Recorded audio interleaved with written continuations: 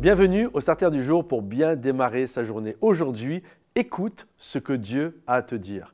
Je crois vraiment que parfois, il est important de savoir faire silence pour pouvoir écouter la voix de Dieu. Soyons honnêtes, parfois, il y a trop de bruit. Il y a trop de choses. Il y a trop de choses qui nous entourent et qui deviennent comme des bruits parasites et on a du mal à entendre Dieu.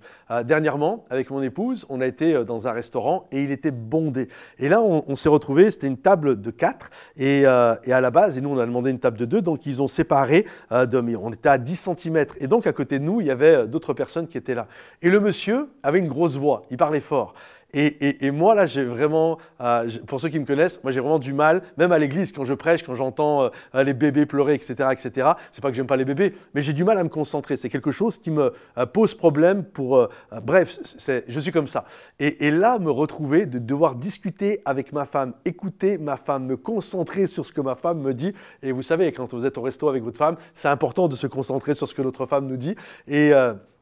Et de partager avec elle. Mais là, sans arrêt, c'était comme, j'avais du mal. J'avais juste envie de dire au gars, s'il te plaît, baisse de 3 volumes. C'était vraiment, c'était problématique. Et là, c'était un monsieur âgé, donc je n'ai pas voulu l'embêter. Puis je comprends que peut-être il avait des problèmes de surdité, et puis c'était comme ça qu'il parlait. Mais c'était vraiment compliqué. Et c'est dur d'avoir une communication avec quelqu'un quand il y a du bruit, quand des gens parlent fort autour de nous.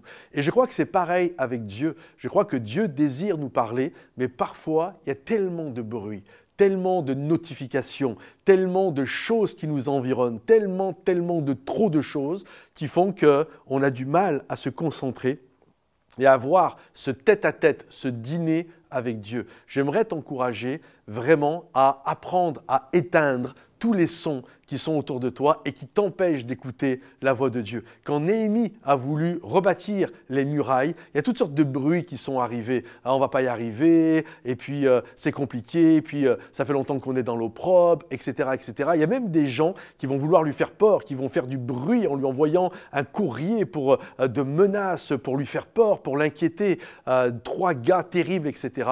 Et Néhémie va dire ceci, ne les craignez pas. Qu'est-ce que Néhémie est en train de dire à ceux qui sont autour de lui? Éteignez leur voix. En fait, ils ne parlent pas. Ne les craignez pas. Ils ne sont rien. Ce son n'est rien. Écoutez que la voix de Dieu qui veut nous encourager à aller de l'avant. Et j'aimerais t'encourager aujourd'hui. Dîne avec Dieu. Fais un tête-à-tête avec Dieu et coupe le bruit environnant.